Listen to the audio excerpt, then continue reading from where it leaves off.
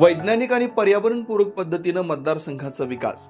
आमदार रोहित आर पाटील यांचं वक्तव्य. नागपूर इथं बैठक. ग्रीन इंडस्ट्रीज, द्राक्ष शेतीवर चर्चा, स्किल डेव्हलपमेंटसाठी प्राधान्य.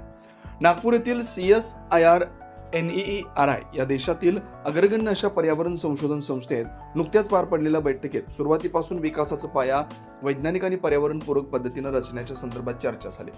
इथून पुढच्या काळात वैज्ञानिक पद्धतीनं तासगाव कवठेमहांकाळ मतदारसंघाचा विकास करण्याचा निर्णय बैठकीत घेण्यात आला, अशी माहिती आमदार रोहित आर पाटील यांनी दिली.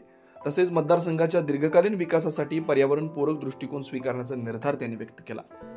आमदार रोहित पाटील यांनी सांगितलं, मतदारसंघामध्ये नुकतीच मंजूर झालेली MIDC ही औद्योगिक विकासासाठी मोठी संधी आहे. मात्र हा विकास पर्यावरणपूरक असावा यासाठी ग्रीन इंडस्ट्रीज उभारणीवर भर देण्यात येतोय.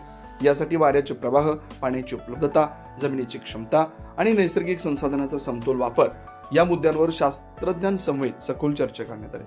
औद्योगिक विकासामुळे पर्यावरणावर होणारा परिणाम कमी ठेवत रोजगार निर्मिती साध्य करण्याचा प्रयत्न आहे. द्राक्ष शेती हा परिसराचा मुख्य आधार असून बदलत्या हवामानामुळे शेतकऱ्यांना मोठ्या प्रमाणात नुकसान सहन करावे लागते. यावर उपाययोजना करण्यासाठी द्राक्ष शेती व वातावरणीय बदल याबाबत केंद्रीय स्तरावर सविस्तर अहवाल तयार करण्याची गरज बैठकीत व्यक्त केली. या अहवालाच्या माध्यमातून शास्त्रीय उपाययोजना आणि धोरणात्मक निर्णय घेता येतील असा विश्वास आमदार रोहित पाटील यांनी व्यक्त केला. तसेच तासगाव इथं प्रस्तावित स्किल डेव्हलपमेंट सेंटर बाबतही सकारात्मक चर्चा झाली. केंद्राच्या माध्यमातून स्थानिक तरुण व विद्यार्थ्यांना आधुनिक कौशल्यांचं प्रशिक्षण, उद्योगाभिमुख मार्गदर्शन आणि रोजगाराच्या संधी उपलब्ध करून देण्याचा मानस असल्याचं त्यांनी सांगितलं.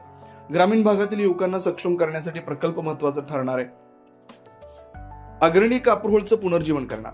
याशिवाय तासगाव परिसरातील अग्रणी आणि कापूरहोळ नदीच्या पुनर्जीवनासाठी शास्त्रीय अभ्यास करून ठोस प्रस्ताव तयार करण्यावर बैठकीत भर देण्यात आला. जलस्रोतांचं संवर्धन आणि पुनर्जीवन काळाची गरज असून यामुळे शेती आणि पर्यावरण या दोन्ही क्षेत्रांना मोठा फायदा होणार आहे.